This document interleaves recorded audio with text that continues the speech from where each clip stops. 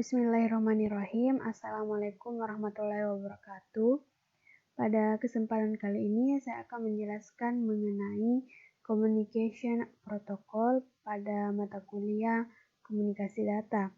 Nah, sebelumnya perkenalkan, nama saya Serni Indah dengan NIM 180904218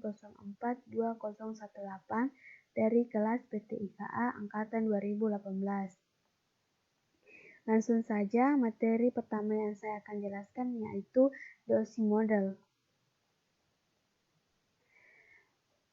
Nah, DOSI Model ini atau Open System Interconnection adalah model atau acuan arsitektural utama untuk network yang mendeskripsikan bagaimana data dan informasi network dikomunikasikan dari sebuah aplikasi komputer ke aplikasi komputer lain melalui sebuah media transmisi. Nah, tujuan dari model OSI ini adalah untuk mengatasi berbagai kendala internet working akibat perbedaan arsitektur dan protokol jaringan. Nah, tujuan utama dari model OSI ini adalah untuk membantu desainer jaringan memahami fungsi dari tiap-tiap layer yang berhubungan dengan aliran komunikasi data, termaksud jenis-jenis protokol jaringan dan metode transmisi. Nah, cara kerja OSI layer ini yaitu yang pertama, application layer mengirim data ke komputer lain dan presentation layer melakukan konversi email menjadi format jaringan. Kemudian, network layer membuatkan sebuah alamat dan menuntun data sampai ke tujuan. Kemudian, data link layer membentuk data menjadi frame dan juga alamat fisik. Lalu session layer membentuk sesi perjalanan data sampai proses pengiriman selesai dilaksanakan. Lalu di physical layer, data akan dikirim lewat medium jaringan ke lapisan transport penerima dan setelahnya alur berbalik dari physical layer ke application layer pada komputer penerima. Selanjutnya, transfer layer mengirim atau memecah data dan dikumpulkan lagi di transport layer penerima. Nah, materi kedua yang akan saya jelaskan adalah layer in the OSI model. Nah, pada model OSI ini terdapat 7 layer. Yang pertama yaitu application layer. Nah, application layer ini merupakan lapisan yang pertama pada sebuah data mulai ditransfer dan merupakan lapisan terakhir yang dilewati begitu komputer klien menerima data tersebut. Dan yang kedua, presentation layer. Nah, presentation layer ini berfungsi untuk mentranslasikan data yang hendak ditransmisikan oleh aplikasi ke dalam format yang dapat ditransmisikan melalui jaringan. Yang ketiga, session layer. Nah, session layer ini adalah lapisan kelima dari bawah dalam mode referensi jaringan OSI. Nah, session layer ini yang mengizinkan sesi koneksi antar node dalam sebuah jaringan dibuat atau dihancurkan. Nah, yang keempat yaitu transport layer. Nah, transport layer berfungsi untuk memecah data ke dalam paket-paket data serta memberikan nomor urut ke paket-paket tersebut sehingga dapat disusun kembali pada sisi 7 setelah diterima. Nah, kemudian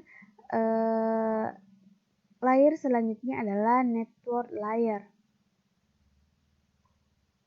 Nah, network layer ini berfungsi untuk mendefinisikan alamat-alamat IP, membuat header untuk paket-paket, dan kemudian melakukan routing untuk melalui internet working dengan menggunakan router dan switch layer 3-6.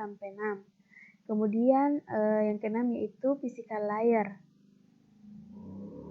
Nah, physical layer ini berfungsi untuk mendefinisikan media transmisi jaringan, metode pensinyalan, sinkronisasi bit, arsitektur jaringan seperti halnya Ethernet atau token ring, topologi jaringan, dan pengkabelan.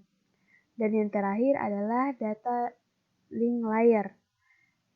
Nah, data link layer ini berfungsi untuk menentukan bagaimana bit-bit data dikelompokkan menjadi format yang disebut sebagai frame. Nah, kelebihan dari OSI layer ini yang pertama adalah memberikan bahasa dan referensi yang sama antar sesama profesional. Yang kedua yaitu memberikan keleluasaan fitur-fitur khusus pada level-level yang berbeda. Kemudian yang ketiga dapat dijadikan bahan pertimbangan dalam troubleshoot masalah. Dan yang terakhir mendorong standar interoperability antar jaringan dan piranti. Nah, adapun kekurangan dari OSI layer ini yang pertama yaitu layer-layer OSI adalah teoritis dan dalam penerapannya belum tentu melakukan fungsi yang sesungguhnya. Yang kedua, implementasi suatu protokol tertentu bisa tidak mewakili setiap layer OSI atau bisa tersebar di beberapa layer. Yang ketiga, protokol yang berbeda-beda fungsinya pada tiap lapisan dapat mengirimkan atau menerima pesan. Dan yang terakhir, perubahan pada suatu protokol tidak bersifat menyeluruh ke semua bagian. Nah, materi yang ketiga yaitu TCP atau IP Protocol Suite. Nah, TCP atau IP adalah atau transmisi kontrol protokol atau internet protokol adalah gabungan dari protokol TCP dan IP. Nah, TCP dan IP ini sebagai sekelompok protokol yang mengatur komunikasi data, proses tukar-menukar data dari satu komputer ke komputer lain di dalam jaringan internet yang akan memastikan pengiriman data sampai ke alamat yang dituju. Nah, pada konfigurasi umum TCP atau IP ada elemen-elemen umum yang biasa digunakan. Yang pertama yaitu IP address. Nah, IP address atau biasa disebut sebagai alamat IP ini merupakan sebuah string unik yang dituliskan dalam angka desimal yang dibagi dalam 4 segmen.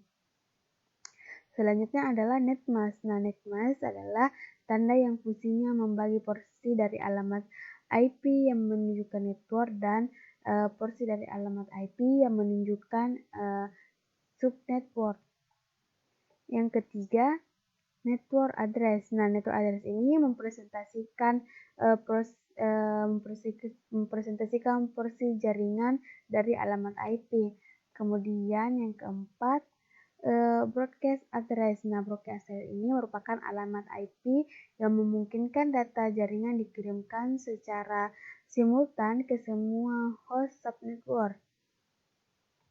Yang keempat, yaitu gateway address. Nah, gateway address ini adalah alamat IP yang harus dilewati oleh semua komputer di jaringan yang ingin berkomunikasi dengan jaringan lain, maka perlu adanya network gateway. Dan yang terakhir, name server address. Nah, name server address ini merupakan IP address dari domain name server atau DNS yang bertujuan menerjemahkan nama hostname ke alamat IP. Nah, protokol utama dalam protokol TCP/IP yang pertama adalah protokol lapisan aplikasi. Nah, protokol lapisan aplikasi ini digunakan untuk menyediakan akses kepada aplikasi terhadap layanan jaringan TCP atau IP. Yang kedua yaitu protokol lapisan aplikasi antar host. Nah, protokol ini berguna untuk membuat komunikasi menggunakan sesi koneksi yang bersifat connection oriented atau broadcast yang bersifat connectionless.